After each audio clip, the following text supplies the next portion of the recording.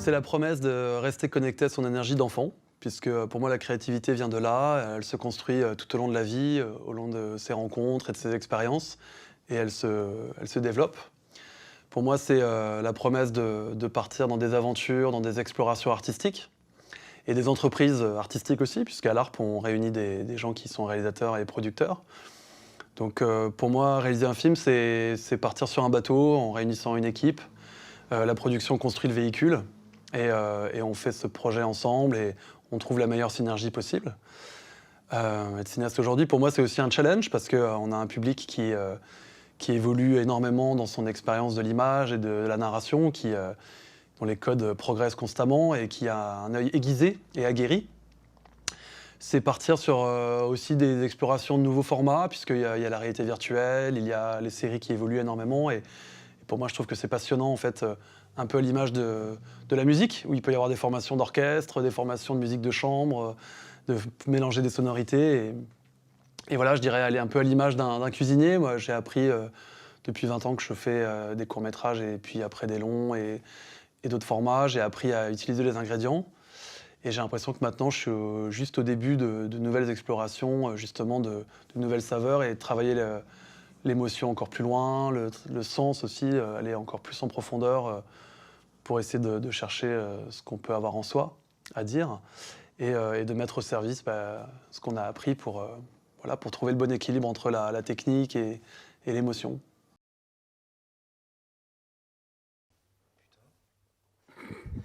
Et on est niqué parce que nous, on peut pas parler en géant comme ça.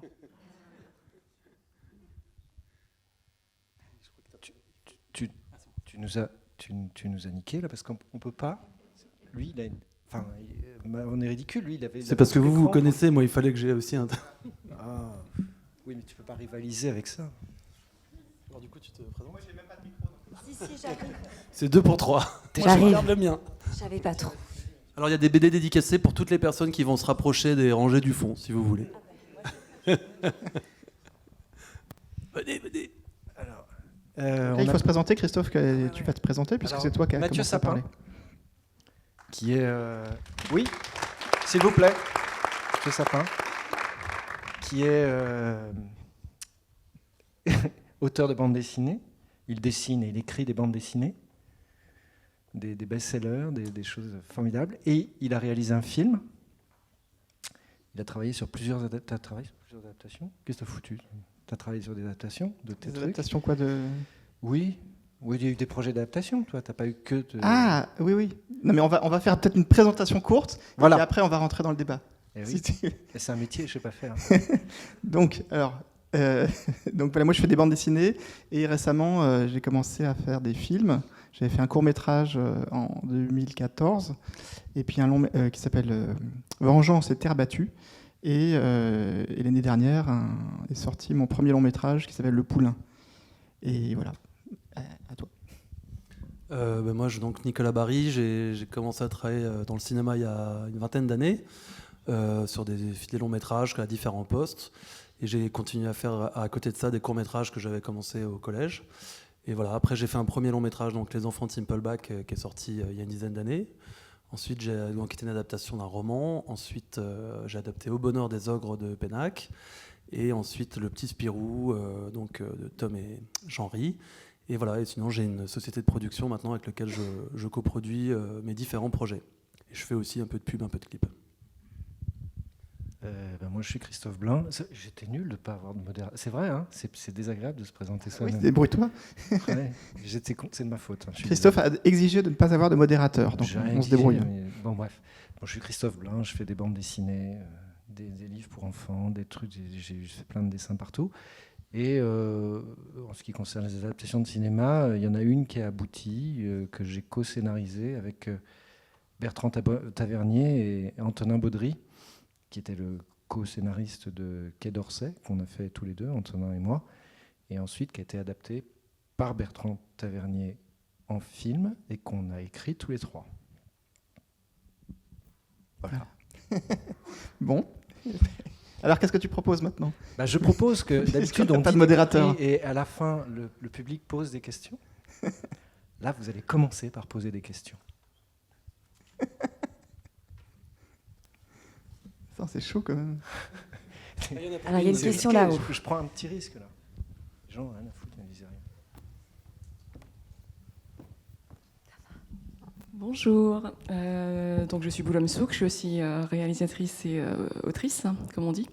Donc pour lancer le débat, je vais vous demander de nous expliquer comment on arrive de la BD au film, tout simplement, comment d'un scénario et d'images déjà existantes, vous arrivez à faire une création originale. Alors, je pense on va évidemment en parler. Il y a deux choses.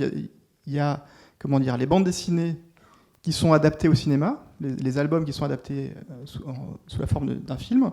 Et puis, il y a aussi une autre chose qui sont certains auteurs de BD qui font des films. Et donc là, en l'occurrence, je pense que la question, c'est plus par rapport à des BD qui deviennent des films. N'est-ce pas ? À toi. Moi, je dirais qu'il y a deux grands axes possibles dans l'adaptation. Il y a l'adaptation dans un univers qui peut se rapprocher de la BD dans le sens qu'il y a des choses qui ne vont pas être forcément réalistes. Donc, dans un univers qui peut être plus ou moins en déguisement ou plus ou moins cartoon, avec des vrais personnages, par exemple, des vrais acteurs. Et un axe qui est d'aller dans quelque chose de plus réaliste, d'incarner. Donc, par exemple, pour moi, l'adaptation de Astérix et Obélix de Alain Chabat, c'est plutôt la première version. C'est-à-dire qu'on est quand même dans un univers où il n'y a pas vraiment de texture forcément sur les costumes. On voit quand même que c'est Jamel qui est déguisé en, ou Edouard Baird qui est déguisé en, même si c'est des personnages qu'on connaît et dans lesquels on s'amuse à faire le lien avec la bande dessinée. Et à côté de ça, on va avoir une adaptation, je dirais, plus réaliste, façon par exemple Batman de Nolan, où même si ça reste un personnage habillé en chauve-souris qui en soi pourrait être un peu bizarre, tout va être fait autour pour que ça soit crédible en fait. Donc tout le monde a l'air de trouver ça tout à fait normal. C'est très texturé, c'est très réaliste et on est dans une approche où on est sur des personnages auxquels on peut se dire on oublie l'acteur au bénéfice de l'univers. Alors, si je peux ajouter un truc à Nicolas, c'est qu'en fait, préciser ta pensée, je peux me permettre, c'est que en fait, tout dépend de ce qu'on adapte et du type de bande dessinée qu'on adapte. Quand tu parlais de réaliste ou pas réaliste, c'est-à-dire que Batman, à l'origine, est une bande dessinée réaliste, alors que Astérix, puisque tu citais ces deux exemples, sont des bandes dessinées qui sont vraiment... C'est une bande dessinée comique, avec un style de dessin qualifié de comique, on appelle ça gros nez même, parce qu'il y a beaucoup de gros nez dedans. Et là, on se retrouve avec deux postures différentes. En fait, à mon sens, plus une bande dessinée est neutre, plus elle est naturellement adaptable au cinéma. C'est-à-dire qu'effectivement, Batman, c'est assez neutre parce que c'est un univers qui est censé évoquer la réalité. Donc, à partir du moment où on va prendre des acteurs, les proportions des personnages sont à peu près réalistes, les lumières, même si c'est très... il y a un petit côté expressionniste, on voit que c'est une bande dessinée qui ne cherche pas à faire un dessin spécialement comique. Il n'y a pas une transcription de la réalité qui est extrêmement déformée. Un dessin qui est réaliste va être relativement neutre dans son expression, et ce qui fait que quand on va adapter la bande dessinée au cinéma, ça va être d'autant plus facile. Parce que le passage à la réalité est beaucoup plus évident, c'est neutre. Bon. Et puis Batman, tu donnais cet exemple, c'est une bande dessinée à l'origine, mais qui a été traitée par plein de dessinateurs différents, même si Frank Miller, dans les derniers, a fait une proposition graphique beaucoup plus adulte, beaucoup plus noire, beaucoup plus particulière dans son style. Finalement, Batman est une espèce de marque qui a traversé comme ça... et on voit l'image d'un super-héros réaliste. Même Superman est dessiné avec des proportions réalistes. Donc le passage à un acteur qui l'incarne est d'autant plus facile. C'est plus facile. Il y a une proposition visuelle qui n'est pas très marquée. C'est beaucoup plus compliqué à partir du moment où on aborde un univers où le dessin va avoir une grande déformation. Parce que, en réalité... à mon sens, ce qui compte quand il y a une adaptation, quel que soit le support d'origine pour ensuite devenir un film, ce qui compte, c'est l'histoire. après tout, on se fout de la façon de... C'est un prétexte. Il faut que pour que ça soit réussi, à mon sens, c'est qu'il faut que le film tienne tout seul. Il n'ait pas besoin de faire une référence à l'œuvre d'origine pour que ce soit vraiment intéressant. Dans le cadre d'Astérix, Astérix est tellement connu qu'en fait, les gens ont envie de voir ce que donne un Astérix dans la réalité. Parce qu'on ne peut pas résister à cette espèce de désir qui est inatteignable. C'est de dire, ah ouais, comment ça serait si Astérix était en vrai? Comment ça, c'est Lucky Luke, il était en vrai? Par quel acteur? Cette curiosité, cette envie d'incarnation dans le réel, on ne peut pas s'empêcher d'y résister. Alors en fait, elle est inatteignable. Ça ne marchera jamais. Lucky Luke au cinéma sera toujours ridicule. Un Astérix au cinéma sera toujours ridicule, mais bon, ça fera un film vaguement rigolo. Mais c'est un peu de la merde. Ça n'a pas vraiment d'intérêt en tant que cinéma. Le truc, c'est que quand il y a une adaptation, il faut que il y ait une trahison, on s'en fout, il faut que le film soit bien. Et puis, de toute façon, ça ne fera jamais de mal à l'œuvre d'origine. Mais il faut que ce soit un truc intéressant. À partir du moment où la proposition visuelle est tellement forte qu'elle fait partie de la narration, là, ça devient compliqué, parce que la traduire en film, c'est extrêmement difficile. Soit il faut être complètement... Ça peut donner des choses très intéressantes, mais à condition, à mon sens, que le cinéaste ait une vision totalement folle et obsessionnelle, qu'il ait vraiment besoin de voir des choses en film qui soient complètement dingues et qui soient tirées de la bande dessinée d'origine. Mais sinon, c'est assez lourd parce qu'on essaye de retrouver des codes, comme tu disais, pas texturés ou des choses comme ça, qui en fait fonctionnent pas très très bien. C'est laborieux. C'est de toute façon une trahison. Alors ça marche, il y a quelques exceptions, mais c'est pas, généralement, c'est pas formidable. Et à chaque fois en plus qu'un cinéaste essaye d'utiliser des codes qui sont propres à la bande dessinée, qui vont être des gestes exagérés, un dynamisme exagéré, etc., et qu'il essaye de le traduire en film, généralement c'est très mou, ça donne rien. Les parties où Bertrand, par exemple, dans Quai d'Orsay avait essayé de le faire, c'est pas les parties les plus intéressantes, parce que ça se voit, on voit en fait qu'il fait référence à la bande dessinée d'origine. Or moi je pense que c'est pas utile, on a besoin d'avoir la connaissance. Astérix, si les films d'Astérix, s'ils ne faisaient pas référence à un méga blockbuster de la bande dessinée pour être soi-même un blockbuster de cinéma, n'auraient aucun intérêt. Vous voyez un film d'Astérix, vous dites, ça a l'air ce que c'est d'ailleurs, un espèce de gros gâteau hyper sucré, vaguement marrant, bon pour les enfants, mais c'est pas vraiment intéressant. Et puis ça fait pas... la proposition du livre, aussi bien graphiquement qu'au niveau du scénario, dans le scénario, est tellement aboutie qu'en fait, on ne peut pas utiliser l'histoire. On peut pas se dire... Si on ne l'interrompt pas, il va continuer 1 heure, oui. Comme ça. Donc... Absolument. Non mais voilà, vous avez compris l'idée. Voilà. Voilà. Merci. Mais il fallait prendre un médiateur. Quelle idée de ne pas prendre un médiateur, c'était un piège. C'est toi le médiateur. D'accord. Bon, je suis le médiateur de cette... Voilà, donc ça c'était pour les adaptations de BD. Qu'est-ce que je peux rajouter Est-ce que dans le cas de quelqu'un, un dessinateur qui adapterait au cinéma sa BD, est-ce que c'est la personne la mieux placée pour adapter son propre travail? Ça c'est une question. Oui. Par exemple, Marjane Satrapi a adapté Persepolis. Personnellement, moi, je trouve que c'est une réussite. Je peux intervenir. Ouais. J'en profite, j'ai le micro. En fait, Marjane, c'est aussi ses propres dessins qui sont à l'écran. Ouais. Ça n'a pas été mis en fiction, donc c'est pour ça que c'est aussi très réussi. C'est qu'elle a c'est son dessin, elle, c'est sa patte. Donc, Mais si on prend l'exemple au-delà de la BD et du cinéma, par exemple, il y a des œuvres qui sont des œuvres littéraires, qui ont été adaptées au théâtre, qui existent en opéra. Enfin, je veux dire, dès lors qu'un autre univers artistique s'empare d'une œuvre, quelle qu'elle soit, de toute façon, il le raconte avec des codes qui sont différents. Et donc, de toute façon, pour moi, c'est une réinterprétation. De la même façon que le même personnage qui va être interprété par différents comédiens, c'est ce qui est intéressant au théâtre. On va pouvoir retourner voir des mises en scène différentes qui n'auront rien à voir.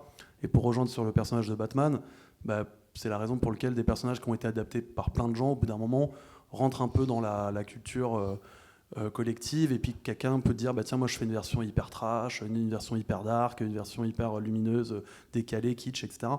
Donc en fait je pense que dès lors qu'on a envie de voir ce que peut projeter quelqu'un sur un autre univers que l'univers de départ, bah, il faut accepter de se dire que bah, on peut être déçu potentiellement par rapport à une sensation qu'on a eue dans le cadre d'une lecture seule. C'est comme un roman où on va s'imaginer ses propres images, etc. Et puis d'ailleurs, il y a des gens qui disent moi, je ne tiens pas à voir l'adaptation au cinéma de tel ou tel bouquin parce que quelque part, je préfère garder mes propres images, mon propre imaginaire. Donc c'est vrai que dans le cas de la bande dessinée, comme il y a des images qui sont fortes et qui ont leur propre rythme et leur propre, il y a le découpage de l'action, etc. C'est vrai que c'est un petit peu plus complexe, peut-être parfois, de se dire comment se détacher d'une bande dessinée, parce qu'il y a déjà, entre guillemets, on pourrait se dire, il y a déjà le storyboard. Donc si le cinéaste se dit, bah, je vais faire plan par plan, rigoureusement, les mêmes cadrages que la bande dessinée, est-ce que ça en fera forcément un film autonome, parce que quelqu'un qui n'aura pas lu la BD va pas pouvoir se dire, ah, ils ont repris exactement le même plan, c'est génial. Mais quelqu'un qui va découvrir le film, bah, va-t-il se dire c'est un excellent film. Donc je pense que c'est là que, dans le cas de savoir si c'est important que l'auteur travaille sur son adaptation, moi je dirais que ça dépend de chaque auteur. C'est-à-dire qu'il va y avoir des gens qui vont dire bah, moi je préfère au contraire m'en détacher parce que ça me stresse de participer à ça. Et d'autres qui vont avoir une capacité à prendre du recul par rapport à leur œuvre de BD en se disant bah, là je mets une autre casquette qui est une casquette d'auteur de cinéma, et qui va donc être capable de prendre du recul par rapport à la bande dessinée, ou même dans le cas d'un roman, ça marche aussi, de dire ah ben ça fonctionne bien dans le rythme d'un roman, mais par contre dans un cas d'un film avec un plan, on va comprendre la même chose, par exemple. Et aussi, alors j'ai pas vu l'adaptation de la bande dessinée Loup de Julien Nil, mais donc Julien, donc un auteur de BD qui est passé au cinéma en adaptant sa propre bande dessinée. Moi, j'en avais parlé avec lui et il m'avait dit que ça avait été pour lui très compliqué parce que quand on est auteur de BD, on a une liberté totale. On fait exactement ce qu'on a envie de faire, dans la limite évidemment de ses capacités, mais on est toujours, il n'y a pas d'arbitrage. Et donc, le cinéma, c'est tout l'inverse. C'est que des contraintes et c'est que des questions. Il faut régler voilà, des problèmes à répétition sur comment rendre les costumes, les décors, les lumières, etc. Et Julien, voilà, justement, lui, il a adapté sa propre BD. À la fois, je pense que son film, encore une fois, je n'ai pas vu, est à la fois très fidèle, parce qu'on voit qu'il y a un souci du détail. Il a été très très loin dans l'envie de tout contrôler. Et en même temps, je me rappelle qu'il m'avait dit qu'il avait une frustration par rapport au fait que malgré tout, c'est pas exactement ce que lui voulait faire. Et voilà, ça fait partie du jeu. Pour rejoindre, compléter ce que dit aussi bien Nicolas que Mathieu, je suis tout à fait d'accord avec Nicolas sur le fait que tout dépend effectivement de la personne de départ. Et que le problème se pose différemment en fonction de l'auteur qui veut s'adapter lui-même. Alors, il y a une chose là-dessus qui est assez amusante, qu'on peut dire, c'est que l'auteur de bande dessinée, le dessinateur, le scénariste, d'autant plus quand c'est le même, même s'il a un dessin qui est très interprété par rapport à la réalité, qui n'est pas assez réaliste, soit un dessin comme le fait Mathieu, par exemple, ou comme je le fais moi, où il y a beaucoup de notions comiques, beaucoup de déformations. On peut tout lire de manière très fluide, mais on n'est pas forcément très, très réaliste. Il faut voir que nous... Alors, j'ai toujours pensé à ça, et j'ai vu un jour une vieille interview de Hergé qui le disait, c'est qu'en fait, nous, on ne voit pas, quand on imagine une scène, avant de la dessiner, dans l'idée de départ, on ne voit pas des personnages de bande dessinée. On voit des vrais gens. Et ensuite, on les transcrit dans notre monde. On peut le voir d'autant plus naturellement. Par exemple, quand on voit la bande dessinée de Mathieu Gérard, on voit de quoi il est parti. Et on voit qu'en fait, son style est le même que quand il dessine des histoires de fiction. Mais il a une façon de se dessiner lui-même, il a une façon de dessiner. On voit la transcription de la réalité, parce que Gérard Depardieu, tout le monde le connaît. Donc on voit ce que ça donne. Et il devient un vrai personnage. J'ai eu l'occasion de le faire aussi dans Quelle heure c'est, de transcrire des gens. Mais moi, j'imagine, même en dessinant des choses les plus fantaisistes possibles, qui sont plus éloignées de la réalité possible, des personnages qui sont absolument pas possibles. Au départ, j'entends des gens parler. Moi, par exemple, je commence souvent par les dialogues, et j'entends des vraies voix, je vois des vrais gens. Donc, ce qui fait que dans ce cas-là, moi, me posant la question si je devais adapter une de mes bandes dessinées, je ne verrais pas le problème de faire quelque chose de complètement différent de mon dessin. Justement, j'essaierais comme au départ, c'était une incarnation dans ma tête, enfin, c'était incarné par des vrais gens que j'ai créés, mais qui sont des synthèses de plusieurs. Enfin bon, c'est des situations réelles en fait. J'aurais d'autant plus de plaisir à revenir au point de départ et en faire quelque chose et justement ne pas utiliser d'autres moyens, d'autres pouvoirs qu'a le cinéma que ceux qu'a la bande dessinée. Voilà, ça c'est une chose. Et tu disais effectivement le coût des contraintes, c'est que nous, faire un film, et c'est souvent aussi le problème de l'adaptation de la bande dessinée, c'est que nous on peut tout faire. Et le film, on se pose constamment la question de savoir, oui, mais faire ça coûte combien ? Surtout dans le cas de Christophe qui fait des bandes dessinées avec des pirates et des cow-boys et que des choses en costume très chères, c'est compliqué. Ah oui, cauchemar total. Donc en fait, ça marche. C'est les mecs, il y a toujours des types qui disent super, j'ai envie d'adapter ton truc, puis en fait, ah ben non, c'est trop cher. Et à chaque fois, c'est le même cinéma. C'est le cas de le dire. Et voilà, donc ça, c'est vraiment une problématique très particulière. Sur une question, déjà, on a tenu un bon moment quand même. Voilà, ouais. Moi, j'ai une question qui va surtout se poser à monsieur Nicolas Barry. C'est que votre dernier film, Le Petit Spirou, peu de temps après, moins d'un an après, est sorti l'adaptation de Spirou et Fantasio. Et je me demandais, est-ce qu'il y avait des similarités dans la production ou des exigences qui étaient demandées par rapport au projet pour faire est-ce que tu as vu une sorte de Spirou Cinematic Universe ? Alors, j'ai pas vu le Grand Spirou. Ce qui est sûr, c'est qu'au moment où Dupuis m'a proposé d'adapter Le Petit Spirou, parce qu'il se trouve qu'en fait, je l'adapte aussi depuis... j'ai un projet d'adapter, parce que ça y est, on s'y met vraiment, une autre bande dessinée du même auteur qui s'appelle Soda. Et c'est parce que j'ai une bonne relation maintenant avec Philippe Thom, parce que ça fait à peu près 20 ans que j'ai envie d'adapter cette BD, que du coup, en fait, j'avais développé cette relation, que Dupuis m'avait proposé d'adapter une de ses autres bandes dessinées, donc Le Petit Spirou. Et en fait, il se trouve que un producteur avait déjà optionné Spirou et Fantasio depuis longtemps, et ça s'est réactivé à peu près au même moment que nous, on lançait l'aventure. Donc on s'est parlé à un moment en fait, de se dire, tiens, est-ce qu'on pourrait imaginer qu'on fasse deux projets qui sont connectés ? Et en fait, les envies étaient relativement différentes, en fait, parce que c'est vrai que on s'est rendu compte qu'on partait dans des directions assez différentes. Je dirais qu'à l'arrivée, donc les deux films, à part le terme Spirou, sont quand même assez... Enfin, racontent pas les mêmes histoires, c'est pas le même personnage, en fait. C'est vrai que nous, dans Le Petit Spirou, quand ils m'ont proposé de l'adapter, je connaissais quand même bien la BD, mais pas non plus tous les tomes, donc je les ai d'abord tous relus. La difficulté, c'est que ce sont des histoires d'une page. À part en début de BD, il y a une histoire un peu plus longue, mais il n'y avait pas d'intrigue à proprement parler, comme il peut y avoir dans 13, par exemple, ou dans des histoires où il y a déjà vraiment une structure. On peut se dire, tiens, on peut en faire une adaptation. Donc, moi, je dirais que voilà, c'était ça un peu la réponse que j'avais donnée, c'est-à-dire qu'il fallait que je trouve un axe d'adaptation, en disant, quelque part, ce sont les personnages et certaines situations qui vont inspirer une histoire qui puisse être une histoire de cinéma.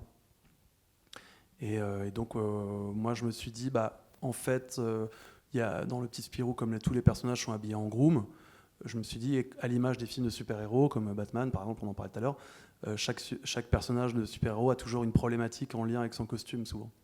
Donc je me suis dit, là, quelque part, comme ils sont groom, on va traiter la contradiction qui est que Spirou, plus tard, ne sera pas groom. Donc ça va être comment un enfant qui est voué, parce qu'il a le costume déjà, à devenir groom plus tard, va se rendre compte que sa vocation ne sera pas celle-là, en fait.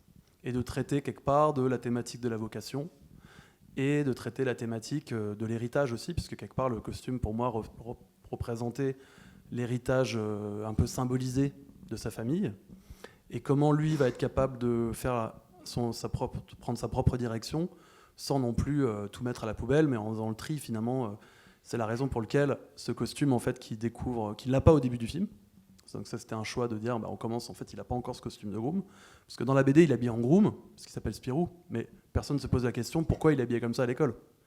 Donc ça, dans le cas d'une BD, on peut ne pas se poser la question, mais dans le cas d'un film, on s'est dit, soit on va, et pour le coup, on avait un petit peu, par rapport à ce que tu disais tout à l'heure, c'était plutôt une direction de personnages pas vraiment réalistes, parce que ce sont des personnages type gros nez, avec des proportions. Par exemple, les enfants, ils sont tout petits.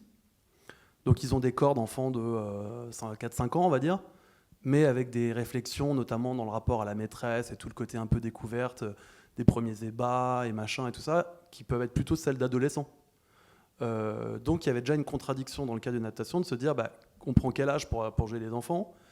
Donc évidemment, on a fait un peu un entre deux, mais il fallait quand même trouver le bon équilibre pour se dire, ils sont suffisamment enfants pour pas être encore dans des problématiques d'ado, et en même temps, pas non plus trop bébé, sinon ça va devenir bizarre. Donc voilà, et en fait, je me suis retrouvé confronté à des problématiques comme ça, et aussi dans l'adaptation de se dire visuel, de se dire quel est le niveau de réalisme, parce qu'on est plutôt sur une BD qui pousserait à être très, très peu réaliste. Et moi, en même temps, j'avais une histoire, en fait, à travers cette histoire d'héritage et d'enfant qui va découvrir qu'il veut devenir aventurier plus tard, et qu'en fait, quelque part, ça devient aussi un poids de se dire qu'il va devoir rentrer dans une école de groom, qu'il va devoir un peu dire à sa mère, à son grand-père, désolé les gars, mais je vais pas prendre la même voie que vous plus tard. Donc quelque part, son costume de groom va devenir un peu progressivement son costume d'aventurier. Donc il se le customise au fur et à mesure du film, son bermuda devient un peu baggy, il a un soute à capuche dessous, il met des baskets plutôt que des petites chaussures vernies, etc. Et moi, c'était ma façon de me dire, c'est sa façon de s'approprier son histoire, son héritage, et en même temps de trouver son chemin, quoi. Voilà. Et donc du coup, on pourra en parler plus tard, mais en tout cas, il y avait pas mal de problématiques liées notamment justement aux adaptations des costumes et tout ça, où là, assez vite, on pouvait soit aller vers une direction plus fake, on va dire, ou un peu plus réaliste. Oui, bonjour. Moi, j'avais une question assez concrète de comment on passe de l'écriture scénaristique de la bande dessinée à l'écriture du film. J'imagine qu'il y a des similitudes. Et comment se passe en fait, cette adaptation au niveau du travail d'adaptation du scénario? Comment on utilise le dessin et puis comment on passe après à l'image, même si c'est un peu pareil, mais bon, voilà. Moi, je crois que c'est justement pas... C'est un piège. Je pense que c'est un piège et que c'est justement pas tellement pareil. Alors, moi, je vais être bref parce que dans mon cas, même si aujourd'hui je me pose la question d'adapter une de mes bandes dessinées en série animée, donc ces questions-là, évidemment, se posent. La BD en question s'appelle Super Murgeman, et c'est des histoires un peu déjantées avec un super-héros trash. Mais le fait de transposer une matière de bande dessinée à l'écran, c'est vraiment pas évident. Je l'ai fait un tout petit peu sur une série jeunesse aussi qui s'appelle Sardines de l'espace, où là on a pris, donc avec un des auteurs qui est Emmanuel Guibert, on a donc adapté systématiquement, c'est des épisodes, on a adapté systématiquement un épisode de la BD devient un épisode de dessin animé. Mais voilà, tout ce qui est marrant et qui marche en BD va pas forcément donner quelque chose d'intéressant à l'écran. Donc, il faut trouver d'autres choses, faut réinventer. Et c'est vrai que moi, je trouve que c'est pas du tout... Il n'y a rien de pré-mâché. Je pense que c'est justement un gros boulot. Tu vas nous dire comment tu l'as... Non, Nicolas, mais je trouve pas que ce soit... on se dit pas, ah bah tiens, c'est une BD, ça va être facile à adapter, quoi. Nous, ce qu'on a fait avec le co-scénariste, c'est que d'abord, on a passé du temps à discuter de cet axe que j'avais proposé, qui était cette thématique de l'enfant qui veut devenir aventurier. Donc on a d'abord essayé d'imaginer, en relisant toutes les bandes dessinées, on a vraiment refait des fiches de personnages, en fait, en essayant de se dire comment chacun fonctionnait et comment on voulait pousser certaines choses dans l'adaptation. Et après, voilà, on a passé du temps sans se remettre tout de suite dans la bande dessinée, en oubliant un peu, parce que en fait, c'est vrai que comme c'est des sketchs d'une page, souvent c'est des situations en fait, et et puis voilà, par rapport aussi à l'âge, moi je me disais, dans la BD, il y a aussi un double niveau de lecture pour les adultes, tout le côté un peu fripon, tout ça. On s'est dit, ça peut pas être l'enjeu principal de l'histoire, parce que ça va être bizarre de se dire, tout le film, les garçons vont se dire comment voir la culotte de la maîtresse, par exemple. Ça va devenir un enjeu de cinéma qui va être peut-être pas assez fort. C'est pas très MeToo cette affaire. Donc on s'est dit, mettons un peu ça de côté. Et après, en fait, une fois qu'on avait un peu notre structure, on se relisait en fait la bande dessinée, et on se disait, tiens, ça pourrait s'intégrer là. En fait, il y avait plein de choses qui avaient mûri. Et par exemple, il y a des choses qui sont vraiment tout petits dans la BD. Par exemple, il y a une planche en fait où ils vont dans le grenier, par exemple avec son copain, et il y a un vieil ascenseur, par exemple, dans le grenier. Et ça, c'est une idée qu'on a vachement tirée en fait. On s'est dit, voilà, en fait, chez les Spirou, tout est un peu autour de l'univers des ascenseurs. Donc en fait, il y a des valises partout dans la salle de bain pour se brosser les dents. En fait, c'est une valise qui sert à ouvrir le truc. Tout est un peu dans des teintes un peu cuivrées, à la manière des ascenseurs et tout. Donc en fait, ça a même découlé de décisions de direction artistique en fait. Et après, il y a des sonorités de dialogue qu'on a reprises en retransposant dans les dialogues de cinéma pour leur faire dire des choses qui étaient importantes dans l'histoire, mais en retrouvant des choses qui étaient un peu propres à la BD, quoi.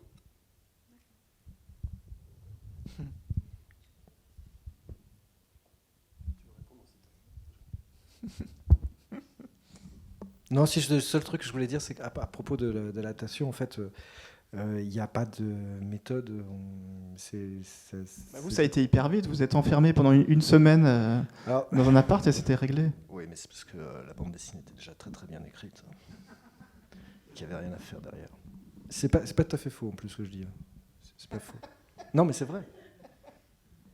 Non, mais ça avait été vachement pensé en termes de rythme.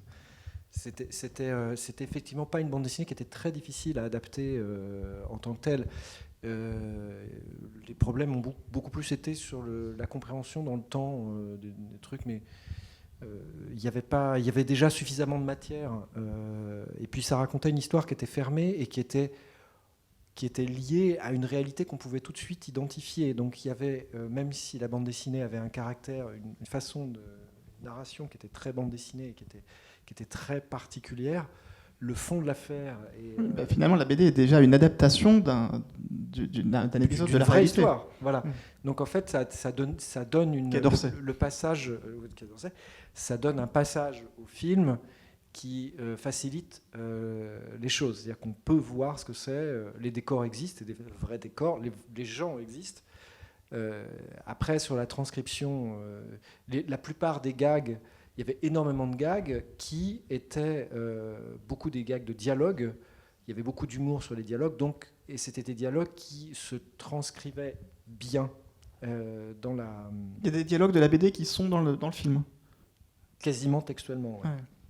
Quasiment textuellement. Et il y a même des scènes qui ont été découpées. Bertrand s'est amusé à découper une scène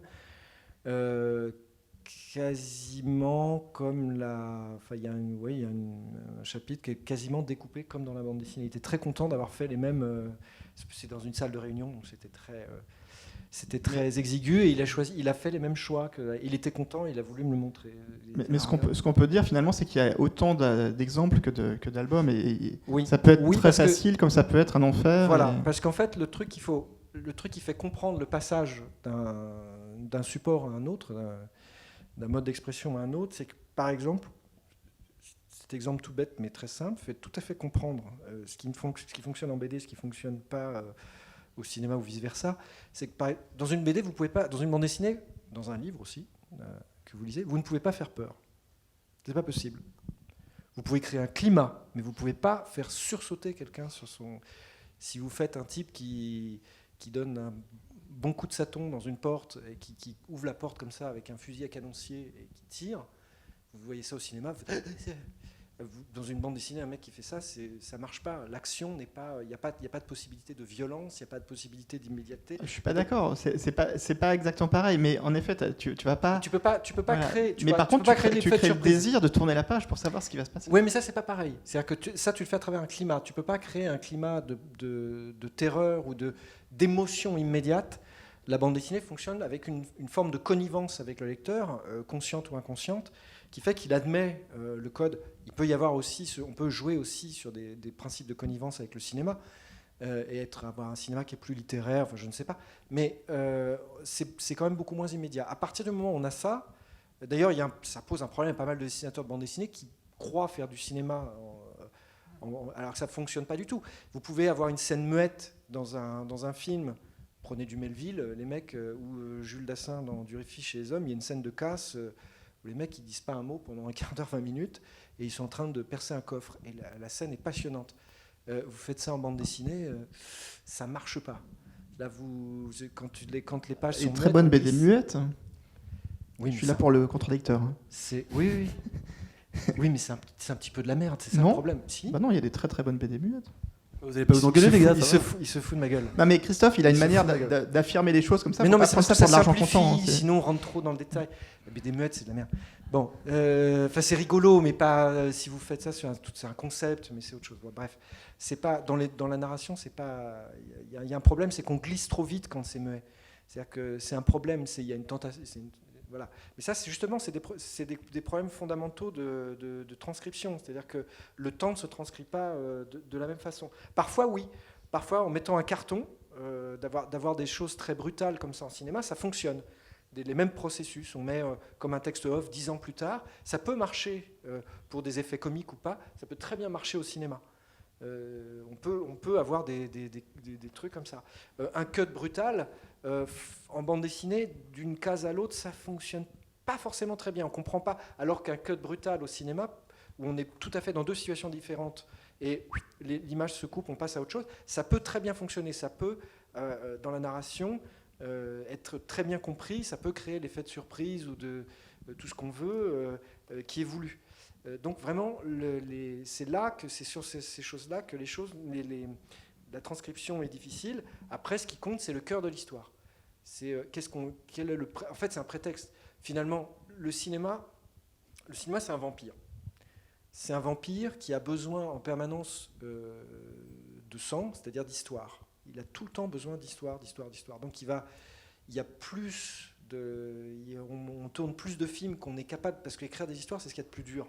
C'est le truc le plus horrible. Enfin, je ne sais pas, écrire un scénario, c'est horrible. Hein, c'est là qu'on on ne sait pas pourquoi on fait ça, parce que franchement, c'est du masochisme terrible. Il y a des moments d'exaltation, mais c'est quand même hyper relou à faire. Et c'est là qu'on a les pires moments de doute. On se dit, je raconte des conneries, enfin, c'est ridicule, pourquoi je fais ce projet ? Et donc c'est le plus difficile. Donc le cinéma, il y a plus de films qui se tournent, qu'il y a d'histoires qui s'écrivent pour le cinéma. Donc le cinéma a besoin d'aller chercher partout. Il y a un monsieur qui dort là-bas, donc on va passer le... Mais justement, je l'aide à faire une bonne sieste, je fais un petit ronron comme ça. Alors, voilà. Je crois qu'il y a une question. Oui, bonjour. Une question pour Mathieu et Christophe. En fait, comment s'est déroulé le passage vers le cinéma ? C'est-à-dire, est-ce que l'envie vient de vous-même, d'un producteur, de votre éditeur ? Est-ce que vous avez exigé de faire partie de l'écriture ? Est-ce que spontanément un co-scénariste est venu ou vous l'avez demandé d'être accompagné ? Donc un peu en fait voilà l'envers du décor aussi. Est-ce que dès le départ le fait que ce soit de la prise de vue réelle ou du dessin était clairement défini, il n'y avait pas à discuter, donc voilà un peu tout cet envers du décor et ce qui va avec en fait, comment vous l'avez vécu, notamment pour les éventuels rapports de force dans certains choix un peu délicats, voilà en gros un peu comment tout cela s'est passé pour vous dans cette expérience qui était quand même a priori un peu nouvelle. Alors, il faut préciser que Christophe et moi, donc, on travaille dans un même atelier depuis de nombreuses années, depuis plus de 15 ans. Et dans une première formation de cet atelier, il y avait Riyad Satouf et Johan Sfar. Et donc, on a travaillé longtemps tous les quatre, et notamment au moment où Riyad et Johan ont commencé à travailler sur des projets cinématographiques. Alors pour mémoire, il y a eu un moment comme ça où tout d'un coup des auteurs de bande dessinée ont été, on leur a proposé de passer au cinéma. Je dirais qu'il y en a eu par le passé avec Bilal, avec Lausier, mais là dans cette génération-là, je dirais que Persepolis c'était un peu un premier l'exemple qui me vient à l'esprit, il y a eu donc Marjane Satrapi avec Persepolis, il y a eu Riyad qui a fait Les Beaux Gosses, et aussi Pascal Rabaté, Les Petits Ruisseaux. Ça, c'était sorti quasiment la même année. Et je ne sais pas si il y a un effet, mais je pense que oui. En tout cas, ça correspond aussi à un moment où les producteurs se sont mis à s'intéresser beaucoup à la bande dessinée, soit pour adapter des albums hein, directement, soit pour proposer à des auteurs de passer au cinéma. Et aujourd'hui, il y a énormément de bandes dessinées qui sont optionnées.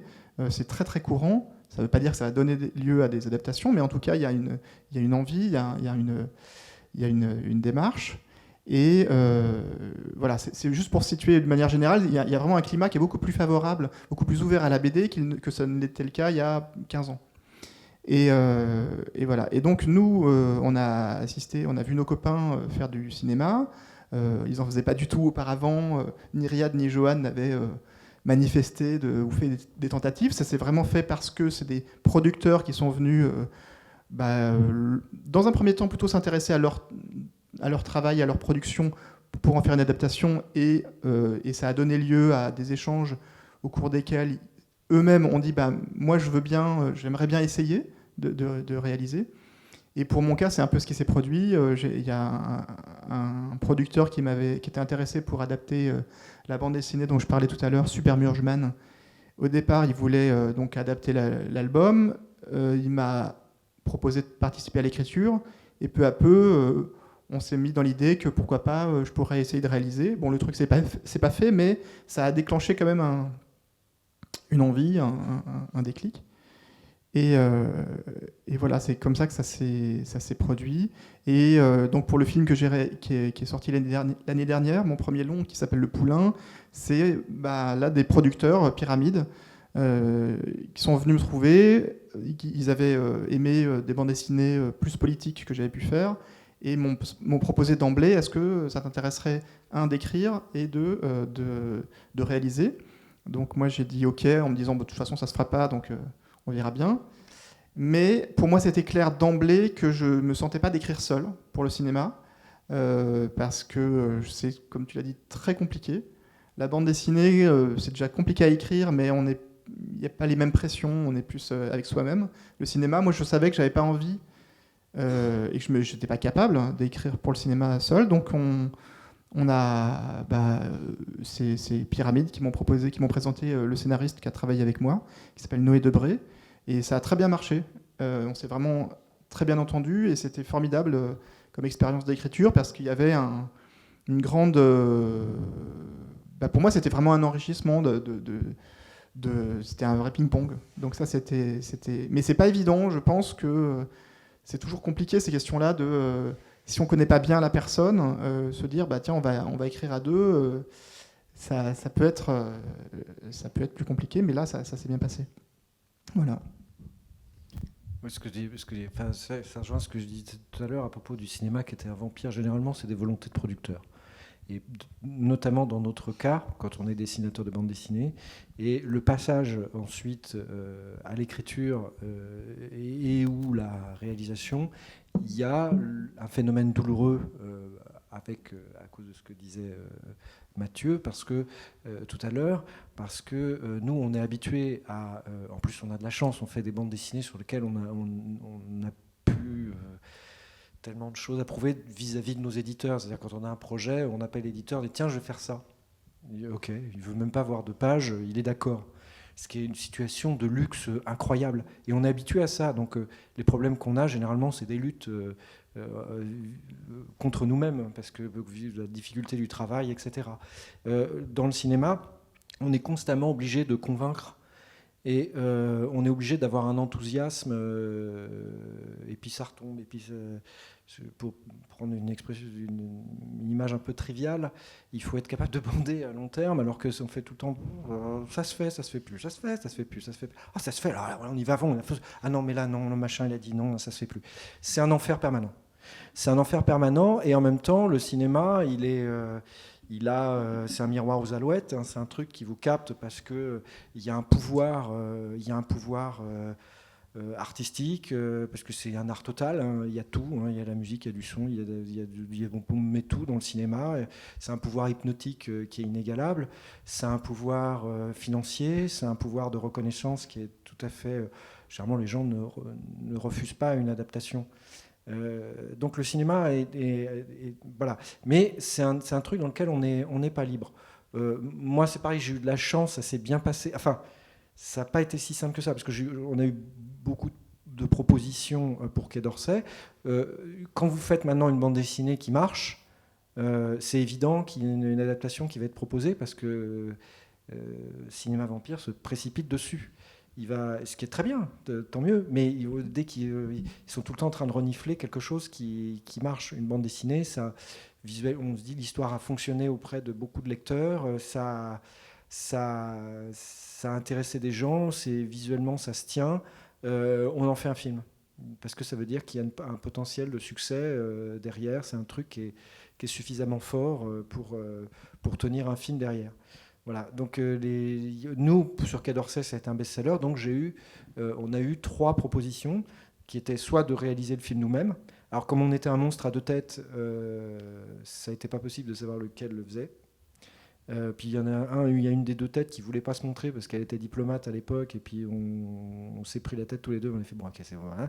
Il y a une autre proposition qui était... Il faut préciser que la tête en question a fait un film depuis. A fait un film depuis, ouais. Mais il est devenu cinéaste. Ouais, Antonin est devenu cinéaste. On a eu une proposition pour être des showrunners d'une mini-série, je ne sais pas combien d'épisodes, une dizaine d'épisodes, et la proposition de Bertrand. La proposition de Bertrand. Trop relou à tenir. Puis on n'avait pas l'expérience. Bertrand, c'était formidable parce que non seulement il voulait travailler d'emblée avec nous, que c'est un camarade de travail extraordinaire, parce que c'est un type, il déconne tout le temps, il vous offre du chocolat, il veut tout le temps bouffer, il veut tout le temps rigoler. Il a quelques anecdotes à raconter aussi. Mais tout le temps, mais c'est super. Mais travailler avec lui, c'est vraiment génial. Moi, j'avais fait de la régie sur un de ses films, il racontait des trucs à tous les dîners. Non, mais il est super. Non, mais on s'emmerde jamais. Christophe bosse. Limite très bien. Hein, je ne sais pas si vous voulez une imitation de Bertrand Tavernier, mais... Allez, si, allez. Non, putain, je vais pas vous faire Bertrand Tavernier. Il faut que je me chauffe un peu. Non, bref, je continue mon histoire. Non, parce que si je la rate, je vais être malheureux. Et là, il vous dit... Quoi ? Et là, il vous dit... Déjà, il commence par faire... Un. Il fait toujours un. C'est vrai ? Il fait un, c'est vrai, il fait un. Non, mais... Voilà, c'était une mini-imitation. Ah bah d'accord. Non, peut-être tout à l'heure, ça me viendra. Non, mais c'est un gros bosseur.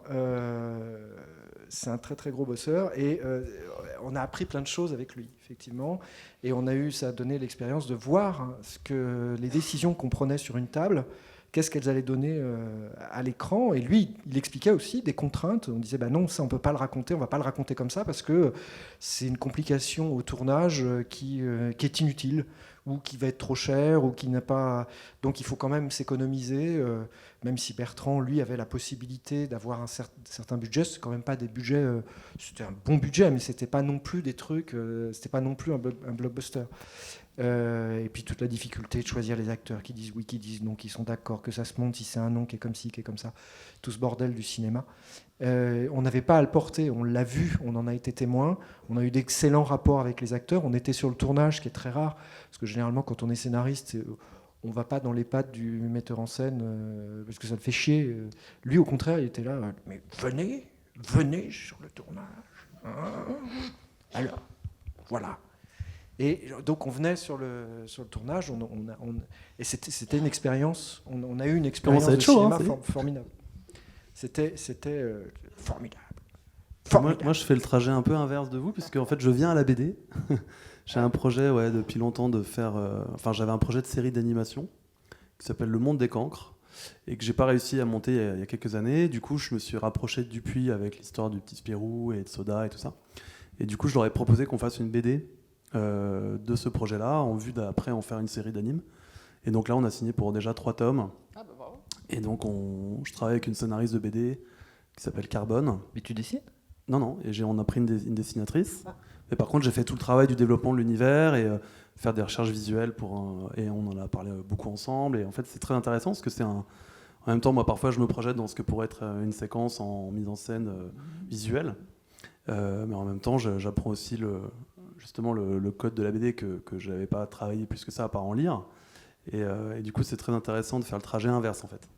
Mais il faut aussi préciser une chose, parce que là, on parle de ça depuis tout à l'heure, c'est qu'en France, en Belgique, en Suisse, on est dans une situation d'exception.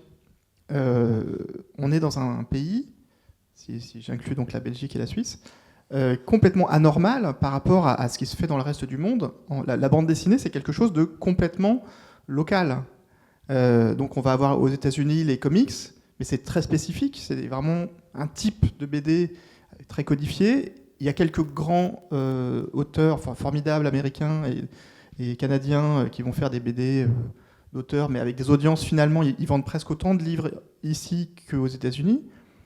Et on a le Japon, bien entendu, avec le manga qui est un marché énorme. Et on en lit quasiment autant qu'eux, voire presque plus. Mais en France, on a un marché, un contexte complètement que vous ne retrouverez pas ailleurs, avec une offre, une variété qui est sans équivalent. C'est la raison pour laquelle d'ailleurs il y a beaucoup de graphistes qui sortent de grandes écoles comme les Gobelins, tout ça, qui sont souvent recrutés pour aller travailler sur des films d'anime à l'étranger, parce qu'ils ont une culture visuelle qui a été vraiment mélangée entre la BD franco-belge, les comics américains et tous les mangas japonais, et ce qui fait que tout ça a été intégré, digéré, et que tous les graphistes souvent ont cette culture beaucoup plus large que certains graphistes américains qui ont vraiment mangé du Disney mais pas forcément du manga. Et on est dans un pays où il y a des bandes dessinées qui vont être parmi les meilleures ventes de livres, ce qui n'est pas du tout le cas dans la plupart des pays. Et aujourd'hui, ici, un très gros succès, on va dire 100 000 exemplaires, c'est énorme, mais en Allemagne, par exemple, ça va être le même pour la même échelle, c'est 10 000 exemplaires pour une BD. Donc faut vraiment avoir ça à l'esprit, se dire qu'on est dans une espèce de situation d'exception. J'espère que ça va durer, mais c'est très particulier. Oui, pour compléter ce que vous disiez tous les deux, c'est qu'effectivement, ce qui s'est passé, alors d'une part, pour ce que tu disais toi, il y a une culture qui fait qu'effectivement, des dessinateurs français vont être connus dans des milieux professionnels américains ou japonais, parce qu'ils recherchent des propositions visuelles fortes et qui sont beaucoup cultivées ici. Alors, absolument aucune reconnaissance publique, mais par exemple, il y a beaucoup de seniors animateurs ou animateurs, je sais pas quoi, qui connaissent. J'avais été une fois invité chez Pixar et en fait, les mecs ils connaissaient Johan, ils me connaissent moi. Alors qu'on n'a aucune reconnaissance aux États-Unis. Je publiais des bouquins là-bas, ça s'est vendu à 800 exemplaires.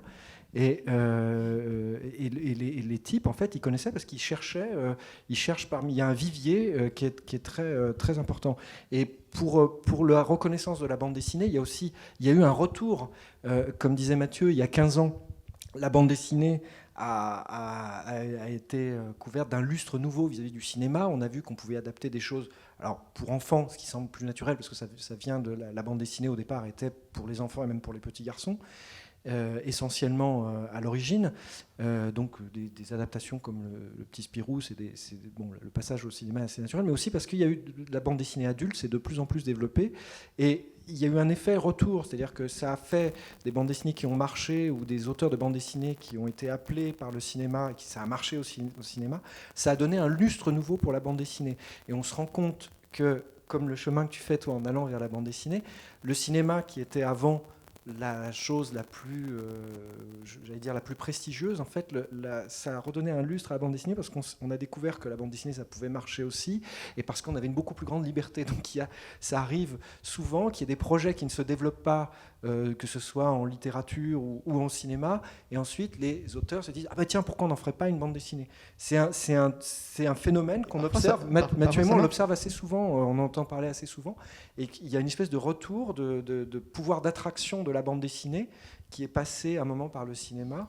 Et il faut dire aussi maintenant qu'il y a beaucoup de gens qui ont intégré ça. Toi, tu parlais donc d'une BD sur laquelle tu travailles, mais tu as déjà en tête l'adaptation en animation. Et c'est vrai que maintenant, les éditeurs sont beaucoup dans cette démarche-là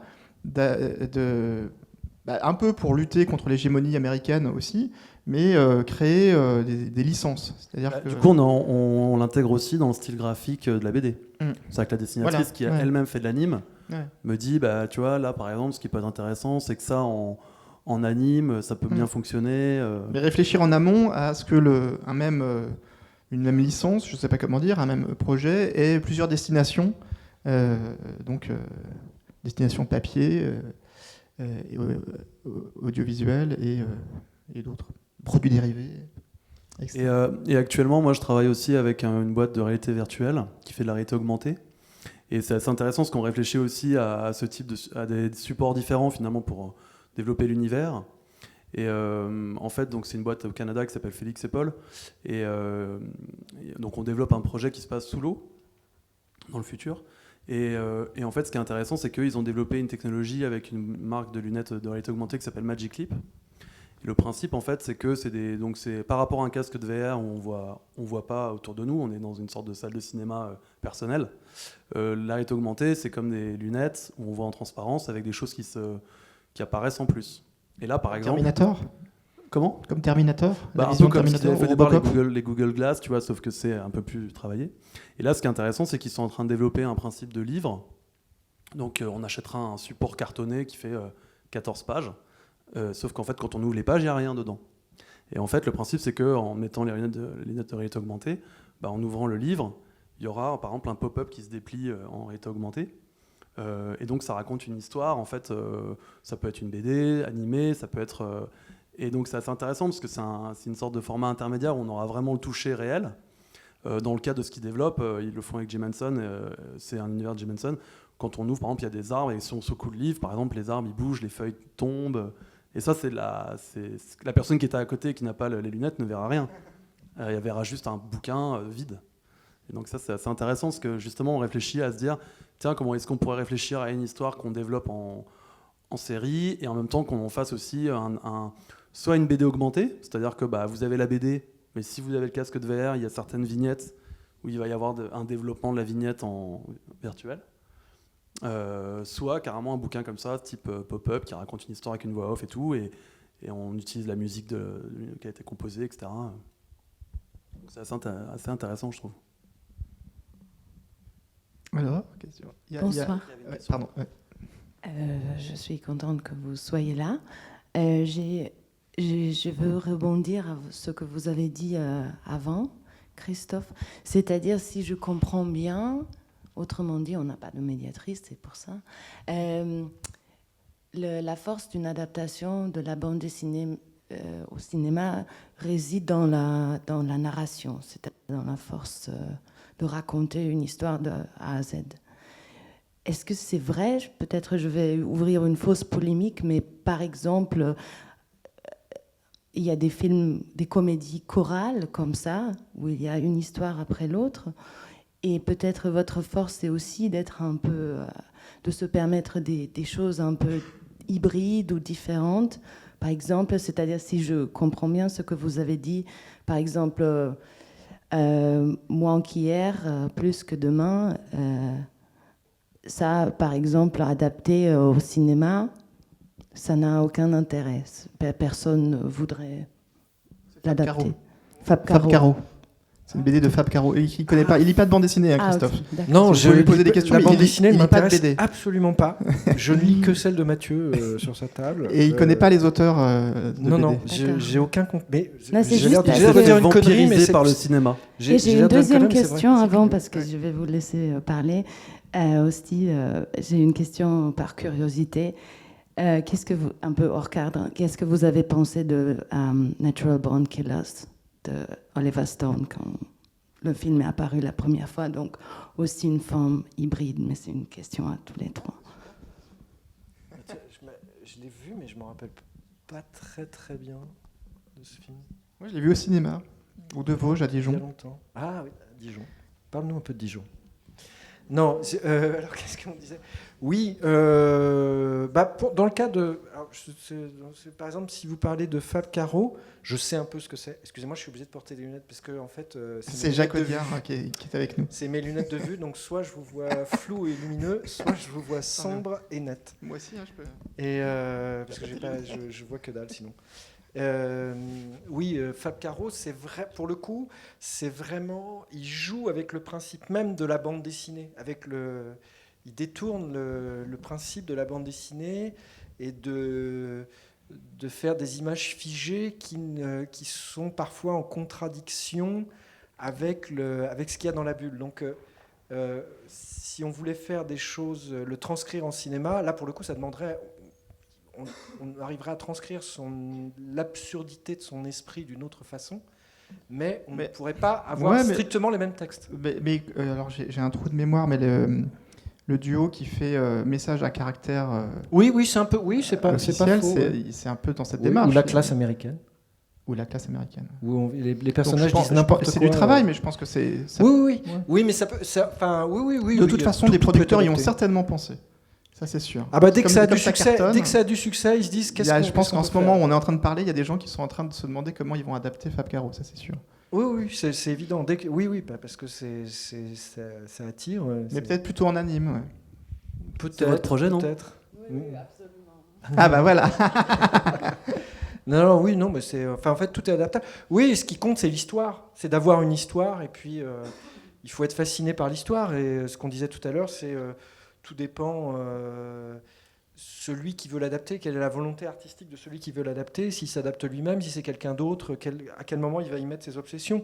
S'il n'y a pas d'obsession, il n'y a pas d'originalité de la vision, c'est malgré soi. Il faut que ça soit, faut qu'on ait des choses qu'on veuille absolument voir. Mais moi j'ai une autre question, c'est est-ce qu'il y a récemment, dans les 15 dernières années, des films qui ont éclipsé la BD d'origine. Par exemple, si on pense à Shining, énormément de gens connaissent le livre, mais quand même, quand on parle de Shining, on pense d'abord au film de Stephen King, Kubrick. Non, Stephen King est tellement une star. Non, il n'est pas tellement... Mais justement... Non, mais tu vois ce que je veux dire. Tu vois ce que je veux dire. L'exemple de Stanley Kubrick est bon.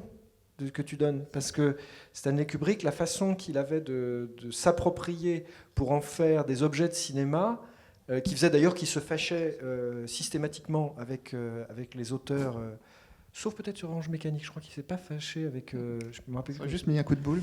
Oui. Non, mais il s'est fâché avec Nabokov, parce que c'était des personnalités très fortes et qui étaient déjà des stars, et Stephen King n'aime pas du tout l'adaptation, il pense que c'est pas compris. Mais et puis non mais oui, donc la question c'est plutôt est-ce que tu vois un film tiré d'une BD qui éclipserait la BD? La vie d'Adèle, bonne réponse. Moi j'allais dire très bonne réponse. J'ai pensé mais pas si, en effet. Ouais. Oui, mais c'est vrai que c'est un succès. Qui est adapté donc d'une bande dessinée de Julie Marot, Le bleu est une couleur chaude, paru chez Glénat. Et en effet, La vie d'Adèle, oui. Et Watchmen, non? Caroline Santière de l'Arpe. Watchmen. Watchmen. Non, vous pensez pas non, que ça... non. Les Watchmen, c'est une bande dessinée. Qui parle? Je vois pas. C'est moi. C'était pas ma question. Watchmen. Alors moi, pour moi, ça reste une BD mythique. Donc, mais j'ai vu le film, mais je m'en rappelle à peine. Ah ouais. Mais pardon. Oui, moi je dirais que Watchmen, c'est comme Astérix ou Batman, c'est que ça restera toujours une bande dessinée et que les films, quel que soit le succès qu'ils ont eu, seront des extensions. Et généralement, c'est le cas quand la bande dessinée est très très forte. Alors, La vie d'Adèle, c'est différent parce que c'est un témoignage, c'est une bande dessinée autobiographique qui n'était pas prévue pour avoir beaucoup de succès au départ et qui a eu un succès totalement inattendu. La BD a eu beaucoup de succès. Oui, elle a eu beaucoup de succès. C'était un premier album. Elle a eu un très beau succès. Mais c'est vrai que le film... Voilà. Ouais. Moi, j'avais une question plus pour Nicolas Barry, mais par extension aussi pour vous, au niveau de l'adaptation de Soda, parce que c'est une bande dessinée moi que je suis depuis que je suis tout petit, et du coup, pareil, je l'imagine en film comme vous êtes en train de travailler dessus, et je me dis,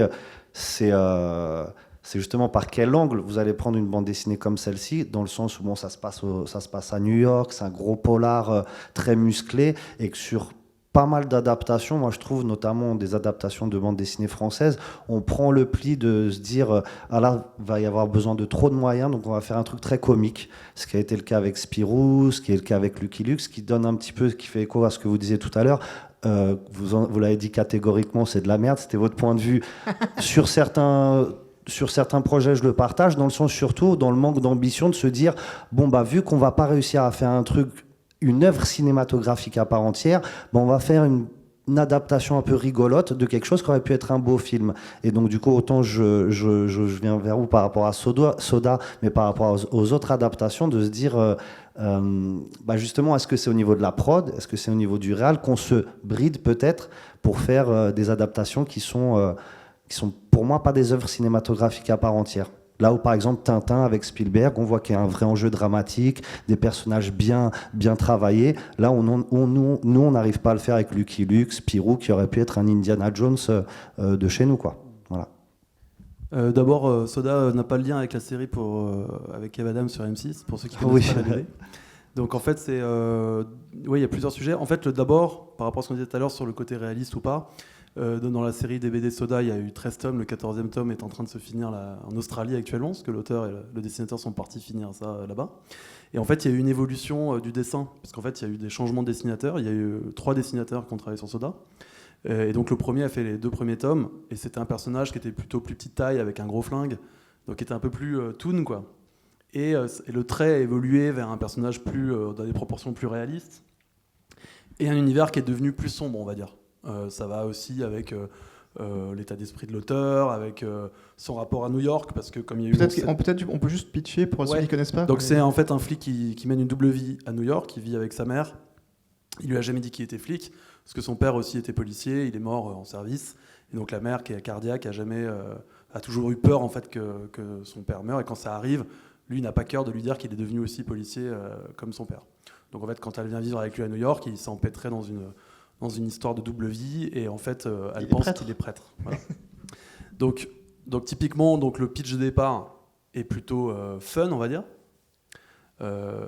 Comparablement d'ailleurs, quand on reprend Batman, au côté le mec est sapé en chauve-souris, c'est quand même décalé. Et l'idée était plutôt de se dire, moi pendant longtemps je l'ai développé. Donc j'ai fait d'abord un court-métrage quand j'avais 16-17 ans sans avoir les droits. Ce qui a été une des choses qui m'a permis de convaincre l'auteur quelques années plus tard, parce qu'il a vu que j'étais super motivé déjà depuis longtemps. Il ne voulait pas forcément au départ, et puis finalement je l'ai convaincu. Ensuite, l'option, moi je l'ai commencé à l'avoir il y a 10 ans, à l'époque où je faisais Timpleback, mon premier film. Et donc moi l'objectif c'était de faire un film en langue anglaise, à New York ou au Canada éventuellement, parce qu'il y a pas mal de films censés se passer à New York qui se tournent au Canada, à Toronto ou parfois Montréal, pour des histoires de coproduction et de facilité de tournage. Et voilà, j'ai développé donc un projet en anglais de cinéma. Il se trouve que ça a été très compliqué de trouver comment le financer depuis la France, puisqu'en fait, des expériences de films français tournés en anglais aux États-Unis, il y en a assez peu qui ont marché. Il y a Luc Besson, par exemple, avec Léon, mais le personnage principal est un personnage européen, joué par un comédien français. Donc se posait la problématique de... soit c'est vraiment un film américain, puisque d'ailleurs la BD avait été approchée souvent par des studios américains, et à l'époque Philippe Tom refusait de céder l'option. Donc ça devient vraiment un film de studio américain, ce qui à un moment failli être le cas, parce que moi j'avais un manager aux États-Unis, un agent américain, et il disait on en fait un film de studio américain. Bon, alors c'est une BD française, il y a un réal français, mais quelque part on en fait un film de franchise, et on fait un film d'action, comédie-action, péchu. Mais du coup, là-dedans, on perdait aussi toute une finesse qu'il y a dans la BD, et la BD qui a évolué vers un univers plus sombre, en fait, ce qui, moi, m'intéressait bien. Donc, et après, sur le financement de Depuis la France, c'était compliqué de trouver, pour avoir un film qui est de l'allure, c'est quand même minimum un budget à 20-25 millions d'euros, pour faire un film qui commence à avoir un casting anglo-saxon, et en même temps financé par des studios américains. Et moi, mon premier film n'avait pas suffisamment marché pour être éligible à ce type de film.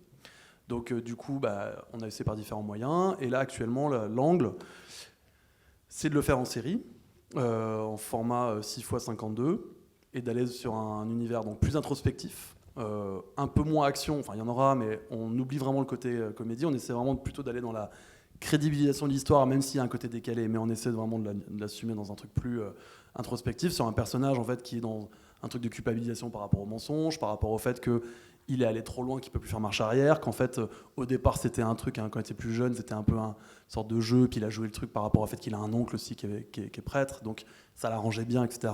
Et en fait, ce qu'on a développé par rapport à la BD, c'est que lui a été présent quand son père est mort, et il se sent coupable de ça, parce qu'en fait il se sent responsable de la mort de son père. Donc il y a toute une logique dans laquelle il ne se sent pas légitime pour quelque part reprendre le flambeau, et en même temps il a une partie de lui qui a envie de venger symboliquement son père aussi. Donc on a développé le côté contradiction du personnage, et là on est parti pour le faire en anglais, justement, dans une économie qui ne sera pas celle d'un long métrage, mais en même temps une économie quand même ambitieuse pour de la série. Et comme actuellement les séries ont énormément évolué en termes d'ambition, ça correspond à un moment où moi je me dis ça peut faire une série qui soit premium visuellement, en anglais, et en même temps avec une arche qui sera un peu plus introspective, un peu moins action. Voilà. Et le format série, il te permet d'avoir plus de liberté que sur un long métrage? Disons qu'en tout cas, sur le ton et sur le type de budget, c'est vrai que là, moi, ça correspond aussi à un moment où j'ai envie d'aller aussi vers ça. C'est-à-dire que si je l'avais fait il y a 10 ans, ça ne serait pas le même que maintenant, c'est tout. Et c'est aussi pour la raison pour laquelle, quand on travaille sur un scénario, on peut le retravailler toute sa vie si on ne le réalise pas. Moi, je suis avant tout réalisateur, avant d'être scénariste. J'ai toujours eu envie d'être chef d'orchestre ou fédérateur pour faire un projet. Donc, quelque part, en évoluant, sa sensibilité évoluant, en fait, l'angle qu'on pourrait prendre, il évolue. Et comme dans la BD, c'était un peu le cul entre deux chaises, excusez-moi l'expression, là, j'ai plus pris le parti de dire on va le rendre plus sombre et plus introspectif. Si je peux me permettre, l'exemple que vous citez de Soda, sur lequel tu veux travailler, est très intéressant par rapport à ce que je vous disais tout à l'heure, que je disais que c'est de la merde. C'est que si on parle de Lucky Luke et d'Astérix, vous êtes dans des projets qui c'est des bandes dessinées monstres, c'est des bandes dessinées monuments de la bande dessinée franco-belge, et qui sont en fait un univers qui est finalement très fermé. Quand je dis très fermé, c'est-à-dire qu'en fait, la proposition, elle est... tout est dit, c'est des univers qui sont très déterminés à l'intérieur de la bande dessinée. Et qui d'ailleurs citent le cinéma, etc. Donc ça devient... Il cite un peu tout, donc ça devient très difficile à adapter parce que y a pas de, c'est le contraire de la neutralité. Ça a trop de personnalité, si vous voulez, pour le dire un peu plus simplement. Le cas de Soda est intéressant parce que c'est une bande dessinée qui est beaucoup plus neutre. C'est-à-dire que même si elle a un style cartoon, elle a un style qui est fait par le même dessinateur, le même esprit que Spirou, etc. En réalité, c'est une bande dessinée déjà, dès le départ, qui cite le cinéma. Elle cite le cinéma américain, et le cinéma américain tel qu'on le connaît, il y a un esprit très cinéma années 60-70, et donc le passage au cinéma, à mon avis, est beaucoup plus logique, parce que c'est un univers, en plus, qui est évolutif, qui change, comme tu disais, ça change d'aspect, le fond, le ton change, et le dessin, bien que ce soit un dessin comique, en réalité est un dessin relativement neutre par rapport à ce qu'il veut raconter. C'est-à-dire qu'on pourrait tout à fait imaginer une incarnation. C'est pas un problème d'imaginer une incarnation par des personnages réels, même à la limite qui ne ressembleraient pas du tout. Alors que si Tintin, si vous le faites au cinéma ou si vous faites Astérix, il y a trop de distance avec le personnage d'origine, ce qui est très difficile parce qu'ils ressemblent tous sauf à des humains. C'est très difficile de les humaniser, de les incarner. Ça craint un peu. Soda, c'est un dessin comique, mais il est neutre, et c'est un personnage relativement neutre, et le fond de ce qui est raconté peut relativement, à mon avis, je ne sais pas si tu es d'accord avec moi, puisque tu es le premier concerné, il passe relativement bien. La difficulté, quand je parlais d'Astérix, c'est que la volonté de départ, même si Alain Chabat, qui est un type très fin, qui aime quand il l'a adapté par exemple, et qui aime beaucoup la bande dessinée, qui respecte énormément Goscinny, a dû s'éclater en le faisant. Le but était quand même de faire un blockbuster à partir d'un blockbuster de la bande dessinée. Il y avait une volonté quand même commerciale, en sachant que tout le monde allait se précipiter pour voir comment Astérix allait être incarné. Comme je disais tout à l'heure, on ne peut pas résister à cette espèce d'appel. Ou Lucky Luke, on ne peut pas s'empêcher de se dire, voilà.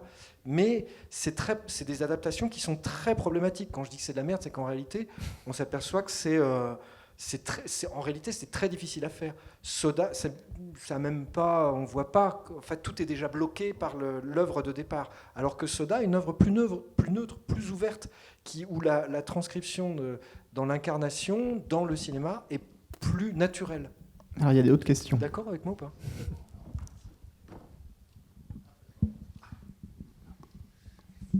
Bonjour. Alors moi, la réflexion que j'avais, c'est que déjà depuis tout à l'heure, on ne parle que d'adaptation de bande dessinée, mais dans un cadre de fiction réelle. On n'a pas du tout parlé d'animation, par exemple. Et ça me tracasse parce qu'en fait, il y a beaucoup de réponses à ce que vous dites, Monsieur Blin, qui, j'ai l'impression, sont liées à l'animation. C'est-à-dire que dans la traduction d'une œuvre, par exemple, Astérix, on l'a vu récemment, peut-être que le meilleur Astérix, c'est celui qui a été fait récemment, qui est un film d'animation.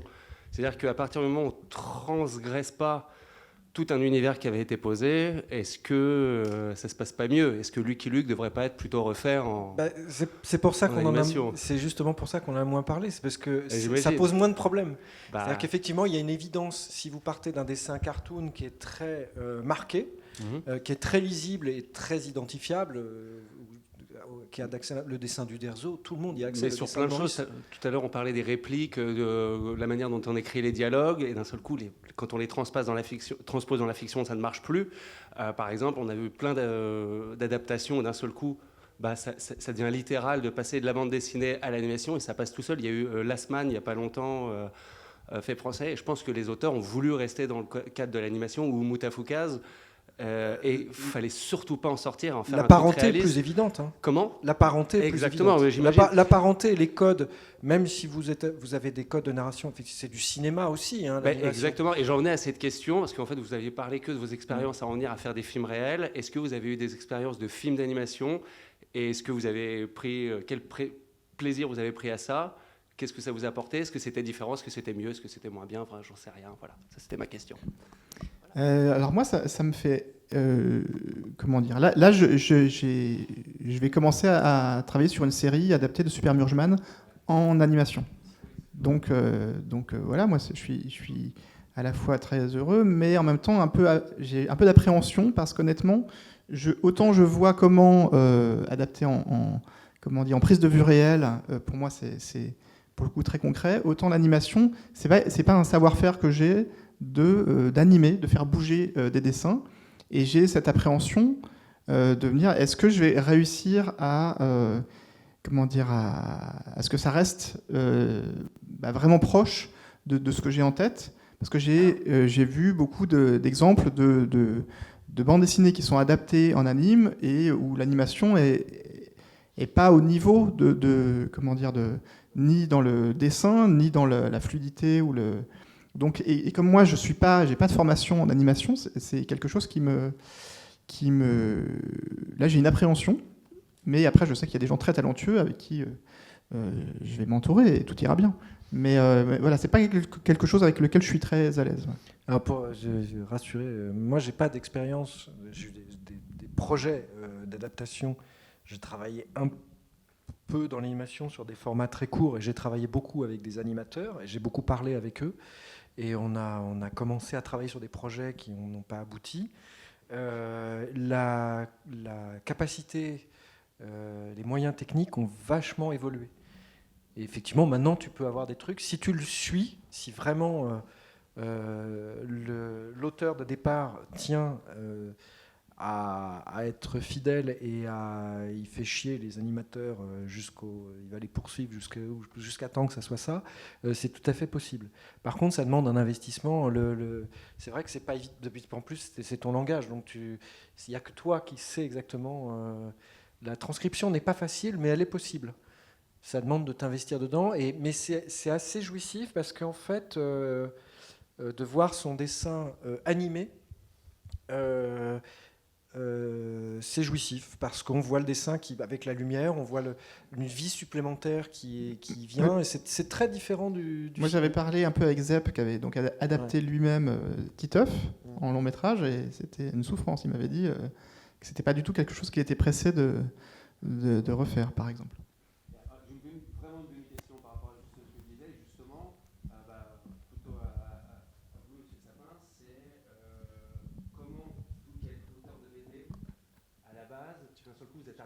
film réaliste et être metteur en scène. Voilà. Enfin, ça a claqué en même temps.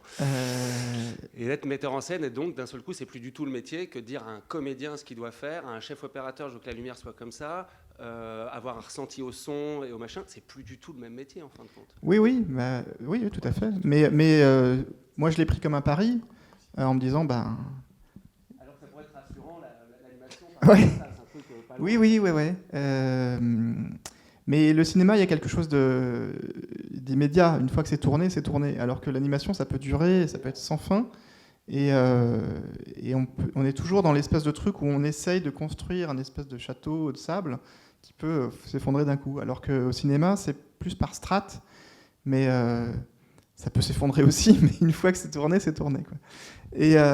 En animation, je pense que le choix de la voix, c'est vachement important aussi, parce que dans tous les films d'anime, quand ils commencent par faire une animatique, ça veut dire du storyboard animé, et dans tous les films souvent animés, ils font d'abord jouer les comédiens avant qu'il y ait l'animation des personnages, pour avoir déjà une intention en fait de jeu. Et souvent, ça marque énormément, je pense, les animateurs, ça les comment dire, ça, c'est une source d'inspiration en fait aussi. Mais voilà, puis dans le cas de ma propre expérience sur le cinéma, moi j'ai adoré ça. Travailler avec les comédiens, avec les. Alors, en l'occurrence, si on parle du Poulain, c'était particulier parce que c'est une comédie, mais qui même si elle peut paraître un peu exagérée dans son propos, ça raconte donc une campagne présidentielle en France aujourd'hui. Et donc ça met en scène des personnages d'une équipe de campagne qui essayent d'aller le plus loin possible. Et donc c'est un peu la course. Ils se font un peu des coups pas possibles entre eux. Et on suit plus spécifiquement le parcours d'un personnage, un jeune homme qui découvre tout ça. Mais tout ce que je raconte dans le film, c'est des choses auxquelles j'ai pu assister moi, parce que j'avais fait une bande dessinée qui s'appelle Campagne présidentielle, où en 2012 j'avais suivi la campagne. En l'occurrence, j'avais été, comme on dit en bon français, embedded dans l'équipe de campagne de Hollande, François Hollande, et donc j'avais pu observer aux premières loges tout ça. Et donc cette matière-là, je l'ai utilisée pour, un peu comme quand dans Quai d'Orsay, ils ont utilisé la matière de ce qu'avait vécu Antonin avec Villepin. Moi, je me suis servi de ce que j'ai pu observer. Mais donc, quand je décris une scène, je sais pas, moi, une réunion de communication, j'ai une référence précise, parce que je l'ai vue. Ou je sais pas, les coulisses d'un meeting ou quoi. Donc c'était quand même quelque chose, j'étais pas dans une espèce de grand océan inconnu, c'est-à-dire que j'avais des références précises, des décors précis et des indications très précises à donner aux comédiens. Et si on parle du lien avec la bande dessinée, je sais que par exemple le fait d'avoir storyboardé tout le film et d'avoir pu montrer aux équipes, non pas aux comédiens mais aux équipes techniques, voilà ce que j'avais en tête, ça les a beaucoup aidés parce que d'un seul coup, ça permettait dans un langage immédiat de comprendre des questions de cadrage, des questions d'éclairage, des questions de... Et ça, c'est vrai que je trouve qu'une des grandes difficultés au cinéma, c'est on a une envie, une idée, et c'est comment l'expliquer, comment expliquer aux équipes ce qu'on veut obtenir. Et sachant que les équipes sont très prêts à faire tout ce qu'on veut, mais il faut... Il y en a certains qui peuvent être opaques aussi, parce que quelque part, ils ont déjà tellement de pression sur leur poste à eux, qu'en fait, quelque part, il y en a certains qui s'intéressent vraiment à tout le reste, et puis d'autres, ils vont être focus vraiment sur leur truc. Mais moi, je sais que par exemple, la musique est un truc... j'ai grandi dans une famille de musiciens classiques, donc j'ai toujours fait de la musique, et c'est quelque chose qui vient très tôt dans le process de travail. Et je me souviens, par exemple, que je faisais tout de suite des sortes de bande originale en allant chercher des trucs que j'aimais bien, tout ça, et en voulant faire écouter et tout, mais c'était pas forcément toujours quelque chose qui... Et je pense que parfois les comédiens, même si on leur dit voilà, il va y avoir un plan comme ça, puis là du coup la musique elle commence ici, paf, et au début parfois moi je donnais toutes ces informations là pour leur dire du coup j'ai besoin que tu arrives à tel endroit, et puis du coup après quelque part c'est la mise en scène qui prend le relais, et en fait ça j'ai trouvé que parfois ça pouvait les perdre aussi. Parce que quelque part, eux, en fait, ils ont besoin d'être dans leur personnage à ce moment-là, et quelque part, ma cuisine, je dois pas toujours forcément la partager, parce que je me suis rendu compte que pour certains... Oui, puis ça dépend des personnes. Il y a des gens qui ont besoin de beaucoup d'indications, et d'autres, il faut leur laisser un peu... Il y en a qui sont très instinctifs, et d'autres qui ont besoin, au contraire, qu'on discute beaucoup, qui ont une approche, on va dire, comme le cerveau droit, le cerveau gauche, des approches plus instinctives et plus cérébrales. Et donc, en fonction de chacun, comme il y a certains comédiens qui ont besoin de faire beaucoup de prises pour être rassurés, D'autres, au contraire, ils sont tout de suite là. Et puis par contre, si on en fait trop, ils se démobilisent. Et parfois même, soit ça les agace, soit c'est peut-être de moins en moins bien, presque. Alors que d'autres montent en... Donc il faut réussir à... Enfin, il y a tout un travail qui vient aussi, je trouve, en comprenant mieux les humains, quelque part, en comprenant la psychologie de chacun, en jouant avec ça. Et moi, c'est ça qui me passionne de plus en plus, en fait.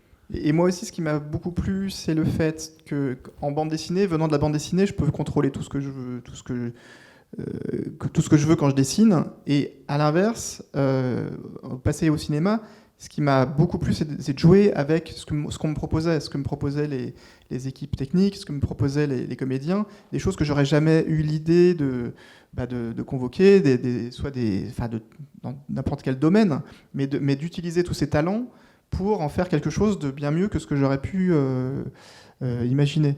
Et aussi de jouer avec les accidents, parce que forcément, il y a des moments où ça se passe pas bien, mais arriver à faire en sorte que une situation imprévue, on va la tirer... ça va peut-être déboucher sur quelque chose de plus intéressant que ce qui était prévu.